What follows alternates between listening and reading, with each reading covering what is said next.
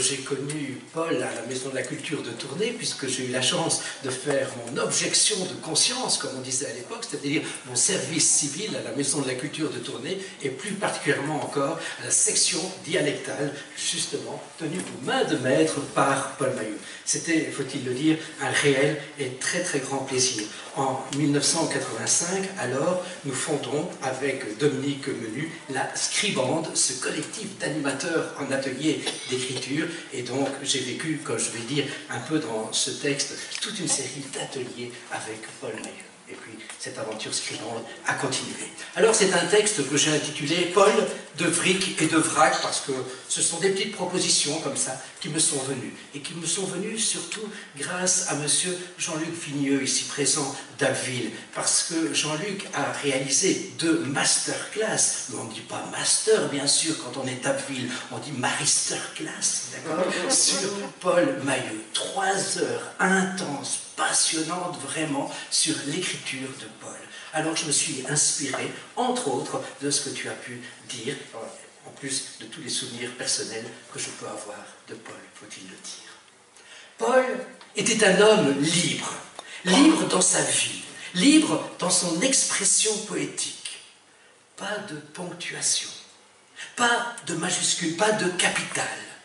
Et je reprends la phrase que Jean-Luc Vigneux a entendue de la bouche même de Paul et qu'il a reproduite justement dans sa masterclass. Il vaut mieux être le premier chez soi que le dernier à Paris ou à Bruxelles, à la capitale.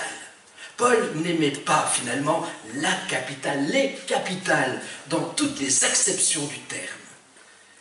J'aime aussi lorsque Jean-Luc évoque la liberté de Paul dans la géographie même du texte, la manière de présenter le poème.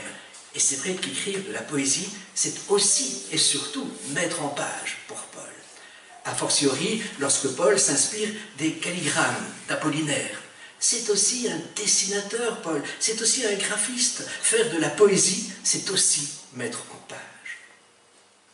Paul n'aimait pas, mais alors, pas du tout, les critères de poéticité. Comme si la poésie pouvait être écrouée, enfermée, emprisonnée. Pas de frontières pour Paul, pas de murs, pas de cloisonnement. Tout est possible, même l'inconcevable. Pour avoir vécu des dizaines et des dizaines d'ateliers d'écriture avec Paul, je dois affirmer que je n'ai jamais vu quelqu'un écrire aussi rapidement, et surtout, bien sûr, avec une telle qualité d'écriture, avec une telle émotion pour un premier jet. Cette émotion transparaissait aussi immédiatement dans la diction même, dans la déclamation du texte qu'il venait pourtant d'écrire.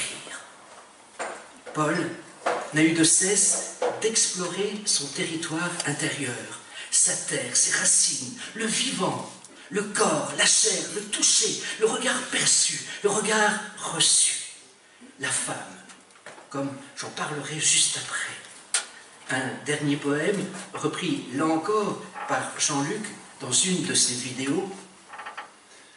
Elle meurt chez l'Arc, cette, et la mer chez l'Arc, et le pays chez l'Arc, et le village chez l'Arc, et le magasin chez l'Arc, et mi chez l'Arc. Je ne sais même pas faire le tour d'un tandem chat. Ce poème, vous l'avez entendu, est comme un entonnoir. On passe du macrocosme au microcosme, du monde à la maison.